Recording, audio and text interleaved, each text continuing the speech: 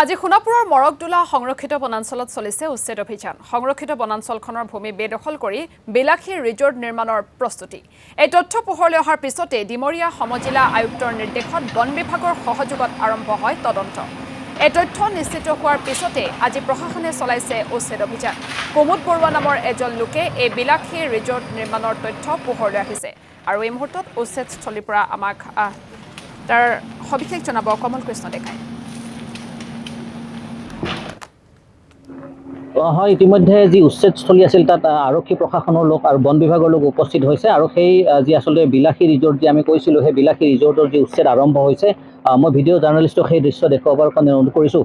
আমি যদি পাৰোঁ দেখুৱাবৰ কাৰণে যে ইয়াত যি ষ্ট্ৰাকচাৰ আচলতে বনোৱা হৈছিল, যি নিৰ্মাণ কাৰ্য চলিছিল সেই নিৰ্মাণ কাৰ্য ইতিমধ্যে JCB-ৰে ভাঙি পেলোৱা হৈছে আৰু বন বিভাগৰ লোক আৰক্ষী প্ৰশাসন যি সকলোসমূহ ইয়াত মজুত আছে যাতে কোনো ধৰণৰ অপ্ৰীতিকৰ পৰিস্থিতিৰ সৃষ্টি নহয়, তো তাৰ প্ৰতি লক্ষ্য ৰাখি ইয়াত সকলো সষ্টম হৈ ইয়াত এনেধৰণে উচ্ছেদ আৰম্ভ কৰিছে। মই সেই ৰিজৰ্টখন মই দেখুৱাবৰ কাৰণে অনুৰোধ কৰিছোঁ ভিডিঅ' জাৰ্নেলিষ্টক। আমি যদি কিছু ওপৰলৈকে যাব পাৰোঁ যে এইখনেই সেইখন ৰিজৰ্ট যিখন ৰিজৰ্টত আচলতে বন বিভাগৰ উচ্ছেদ চলিছে আৰু এই ৰিজৰ্টখনৰ যি ভূমি সেই ভূমি মৰকদোলা সংৰক্ষিত বনাঞ্চলত ইতিমধ্যে থকা বুলি বন বিভাগে নিশ্চিত কৰিছে আৰু সেই বন বিভাগৰ যি মেপ সেই মেপৰ ভিত্তিতে ইয়াত উচ্ছেদ আৰম্ভ হৈছে আৰু সেই উচ্ছেদৰ যি আচলতে ছবি সেই ছবি আমি ইতিমধ্যে দেখুৱাইছোঁ আৰু ইয়াত ইতিমধ্যে যি আচলতে জিলা দণ্ডাধীশগৰাকীও আহি পাইছে, ৰেঞ্জাৰগৰাকীও আছে। তেওঁলোকৰ পৰা কিছু কথা জানিবৰ চেষ্টা কৰিম।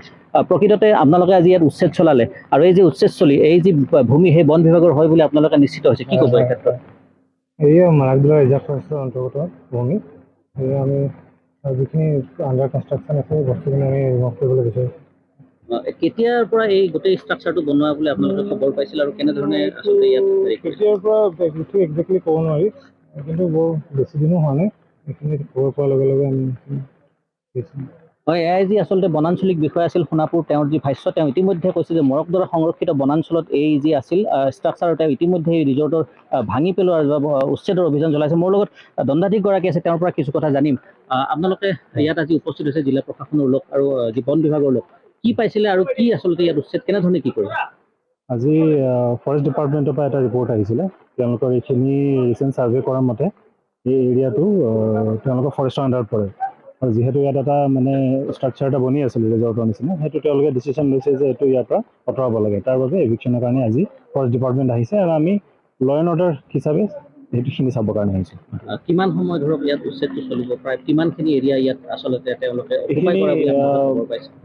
অফিচিয়েল ডাটা নাই বস্তুটোৰ, যিহেতু জেগাখিনি এনকে হয়, কিন্তু ফৰেষ্টৰ ছাৰ্ভে মতে তেওঁলোকৰ যিটো ৰিপৰ্ট হয় সেইটো আমি খালি চাৰ্কল অফিচত ইয়াত আজি ইনভলভমেণ্ট নাই। আজি খালি ফৰেষ্ট ডিপাৰ্টমেণ্টে তেওঁলোকে উচ্ছেদ কৰিব আৰু তাত খালি ল এণ্ড অৰ্ডাৰখিনি চাবৰ কাৰণে আছে।